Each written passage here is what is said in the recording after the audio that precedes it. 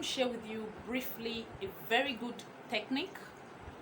It's a diffusion technique to help you diffuse from a reoccurring negative thought that is affecting you right now in the present.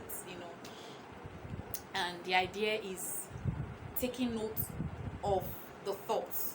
That's the idea. So there's a part of you which we call the noticing self. So this diffusion method is actually noticing. There's noticing, there's naming, there's different type, but this one is noticing, taking advantage of your noticing self. Okay, so now there is you, and then there is the thought, and that thought is actually disturbing you. Sometimes some people have panic attack from the reoccurring thoughts. Sometimes you want to go and write an exam, and there's this thought coming up telling you that you will fail. And the more you think about these thoughts, the more you give him attention to you, the more fused you are with these thoughts you believe. And no matter how much you read, you fail because that's what you think. So it happens. Sometimes you want to go out, and then you start to imagine that where you're going, people would laugh at you, or the person will not be welcoming towards you because you don't feel good and you think you don't look good, right? And it comes out like that because maybe that's what you're thinking and you believe in it. And some people, for that reason, they cancel the outing, they refuse to go out, and they keep hiding. And because of that, some people suffer a lot of social anxiety. They fear going out, meeting with people, especially new places and places where they will have to meet with new people. So there's a way reoccurring negative thoughts affect us in the present, in the moment, in different areas. So this noticing self, it's a part of you that exists. It's a way to see that there's a part of you that exists that actually notices the thoughts, the cognition. It might be a feeling, it might be anything. Okay, so in this case, I'm using thoughts. A reoccurring negative thought is my example in this case. All right, the technique behind this is to observe that if there's a part of me that can notice the thoughts, that can observe the thoughts, then I cannot be that thought. So that thought is not true.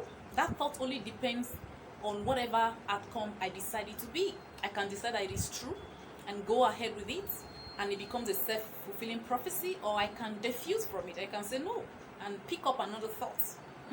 So the observing self, the noticing self, or the meta-awareness, it's powerful.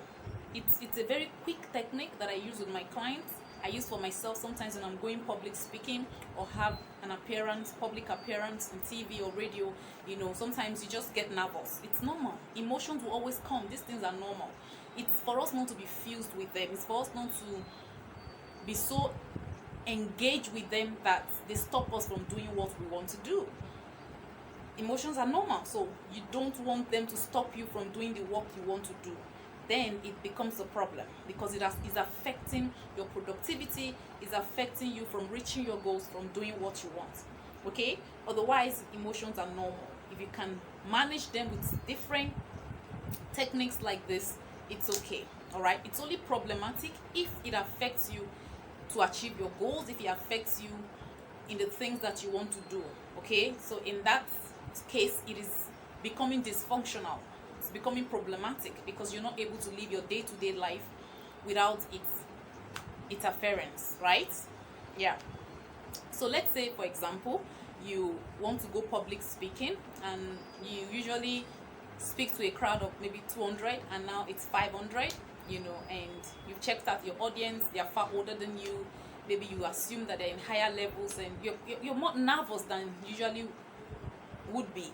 And somehow you're thinking, should I cancel this? Should I just pretend that I'm busy? I have another schedule, and that thought is coming that, oh, you're going to mess up. You're going to mess up. And the more you think about that, the more you forget what you're actually prepared for. So this is what you do. You notice the thoughts. In this case, you are going to mess up. That's the thought. Now, if the thoughts, that's I notice X. If the thought X, I'm going to mess up.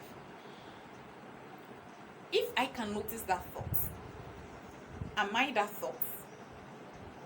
No, I cannot be what is noticing the thought. I cannot be a thought, rather, that I'm noticing. Okay, so notice X, notice the thought that I'm going to mess up. Observe that there is a you. That's the noticing self, the observing self, your mental awareness. So there is that you, the eternal you, that is there, that is constant, that is able to notice the fact that a thought is occurring in your mind and it's saying, I'm going to mess up. The moment you're able to see this distance between that you and that thought, you have created a space to give yourself a response, to give yourself permission to pick up another thought, to disengage from that thought. Yes.